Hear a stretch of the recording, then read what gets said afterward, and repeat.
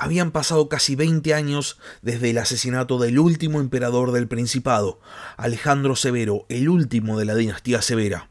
El Imperio Romano se encontraba en un estado de completo caos político. Emperadores soldados habían ascendido y habían caído. ¿Cuántos? ¿Quién sabe? Demasiados. Y de repente, dentro del enorme tumulto imperial, aparece un nombre vinculado a un pasado mejor, a un pasado de grandeza, a un pasado de estabilidad. Publio Licinio Valeriano, perteneciente a una familia del orden senatorial que había ocupado magistraturas muy importantes en el período de la tardía república. Valeriano no solo estaba vinculado con este pasado de prosperidad política de Roma, sino que también provenía él mismo desde el Senado. No era un soldado como el resto, sino que era un político. Y tal vez Roma necesitaba precisamente eso, un político, para poder por fin salir de esta espiral de caos en la cual estaba inmersa. O tal vez, por el contrario, Roma ya no podía tener a un político a la cabeza, porque más allá de que en el pasado Roma hubiese sido una tierra de prosperidad política, para mediados del siglo III solo había un poder político en Roma: las legiones.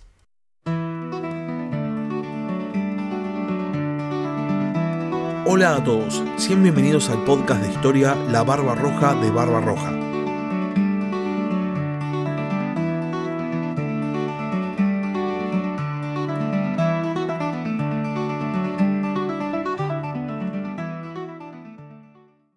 Publio Licinio Valeriano nace en el año 200, lo cual significa que vive todos los momentos de trauma político del final del Principado, incluyendo obviamente la muerte de Alejandro Severo y el inicio de la crisis del siglo III. Valeriano contempla el inicio del caos político en Roma desde una posición de poder. Él era senador, no solo era senador, sino que llega a ocupar el puesto de Princeps Senatus, que significa primer senador. Un puesto que desde tiempos de Augusto había ocupado tradicionalmente el emperador de Roma, de ahí el nombre de príncipes, pero que después de la caída de la dinastía Severa pasa a estar en desuso.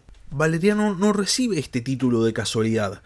Primero, era un senador respetado, de hecho va a tener bastante protagonismo dentro de la crisis del siglo III como senador. Y además provenía de una familia muy importante, algo de extrema importancia para los romanos.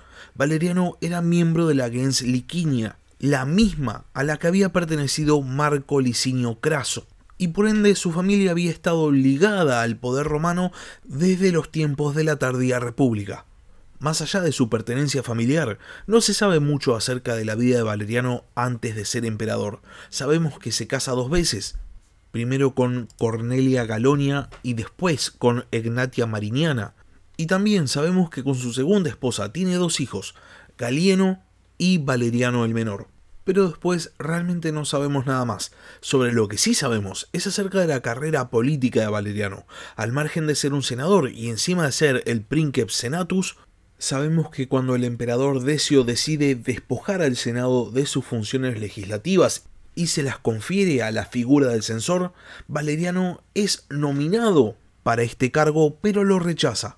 Lo último que sabemos sobre la vida política de Valeriano antes de ser emperador es que cuando el emperador Decio muere y asciende al trono imperial Treboniano Galo, Valeriano se manifiesta como leal a este nuevo emperador. Treboniano, dentro de su corto reinado, tiene que hacer frente a una gran rebelión protagonizada por Emiliano.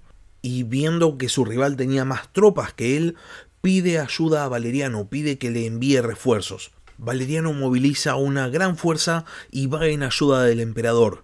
Sin embargo, no llega a tiempo y Treboniano cae en batalla. Emiliano consigue que el Senado lo proclame como emperador, pero Valeriano se opone a este nombramiento y marcha directamente contra él. Emiliano, al igual que Treboniano, no contaba con demasiadas tropas. Pensemos que este es un momento de constantes luchas y levantamientos. Entonces, cuando Valeriano se está acercando a su posición, las tropas de Emiliano entienden que su causa está perdida completamente y simplemente deciden asesinar a Emiliano y pasarse al bando de Valeriano. Publio Licinio Valeriano entonces es proclamado emperador por sus legiones, y el Senado rápidamente responde a esta situación avalando la decisión de los legionarios, como ya había pasado tantas veces antes. Pero ahora los senadores sabían que al menos el nuevo emperador provenía del mismo lugar que ellos, y entonces por fin, después de casi 20 años, volvía a gobernar en Roma alguien que provenía de la esfera civil. La primera medida que adopta Valeriano es el nombramiento de un coemperador, su hijo Galieno. La intención de Valeriano es establecer una dinastía y terminar con el caos político de Roma. Y con el fin de asegurar su recientemente adquirida posición de emperador, moviliza a gran parte de las legiones de la Galia hacia Italia.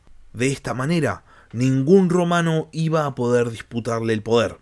El tema es que cuando hace esto, deja la frontera del Rin sin defensas, y entonces se produce una invasión a gran escala por parte de los germanos. Y al mismo tiempo en el este, el imperio sasánida invade la provincia de Siria, llegando a conquistar Antioquía, y también invade Armenia. Tantos años de conflicto interno habían llevado a Roma al borde del colapso real, y Valeriano sabía que tenía que hacer algo.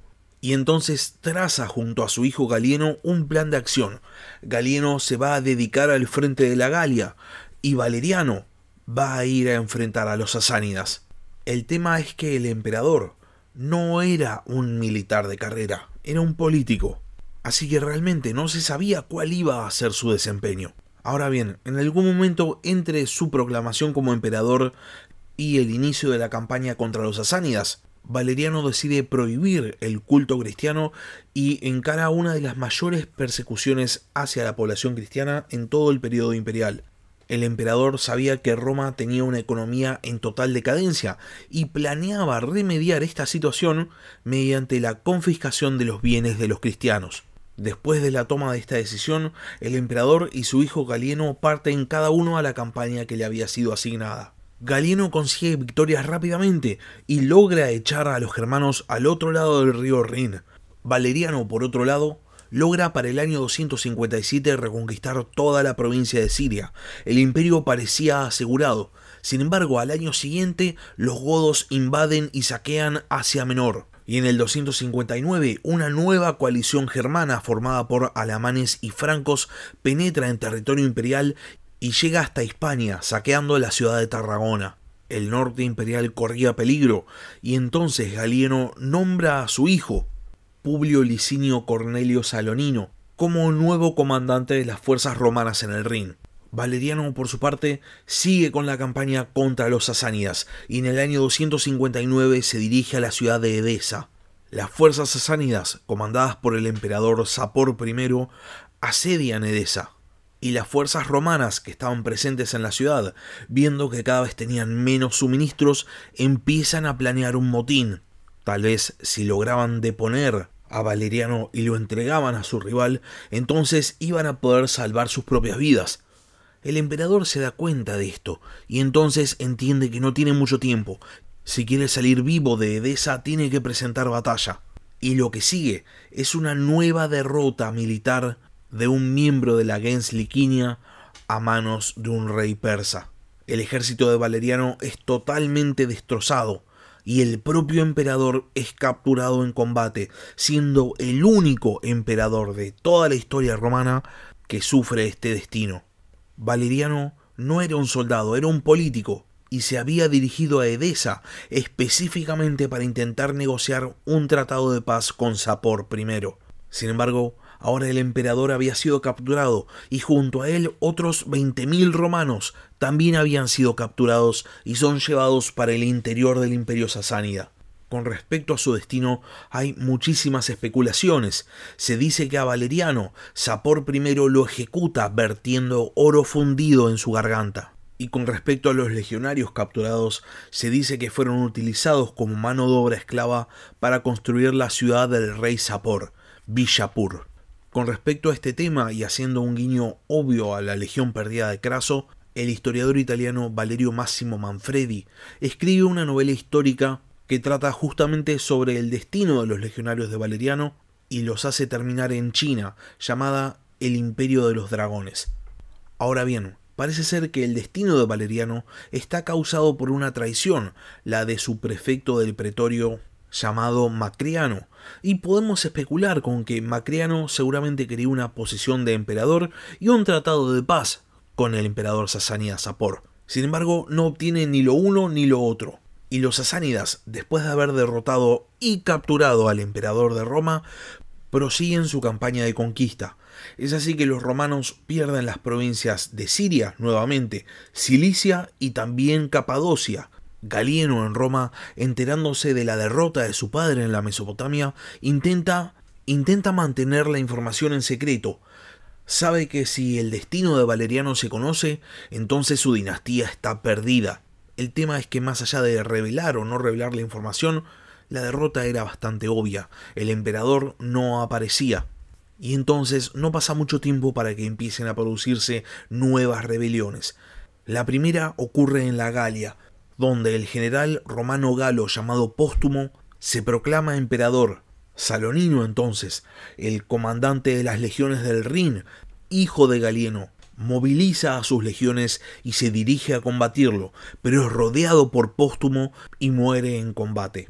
Póstumo entonces, en una posición de poder, va a negociar con Galieno y va a ser reconocido como emperador del nuevo imperio galo.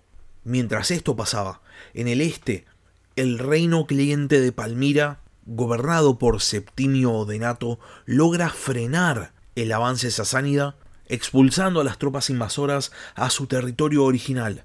Las provincias romanas del este habían sido liberadas por un amigo del emperador Galieno, que era a su vez el esposo de una prominente figura que va a tener mucho protagonismo en los siguientes años, la reina Zenobia, gobernante de un imperio de Palmira independiente.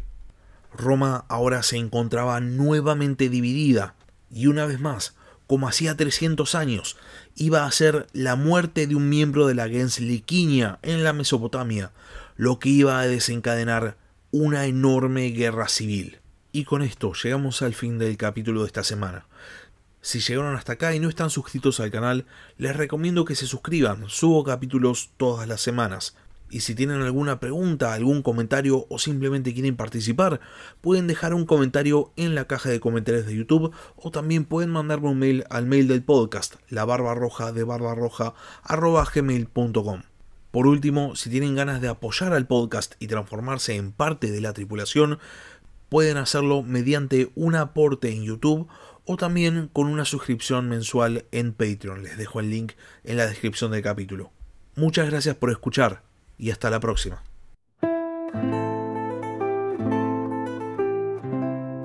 Gracias por escuchar La Barba Roja de Barbarroja. Si tenés alguna pregunta o simplemente querés hacer un comentario, no dudes en escribirme al mail del podcast, labarbarrojadebarbarroja@gmail.com. Hasta la próxima.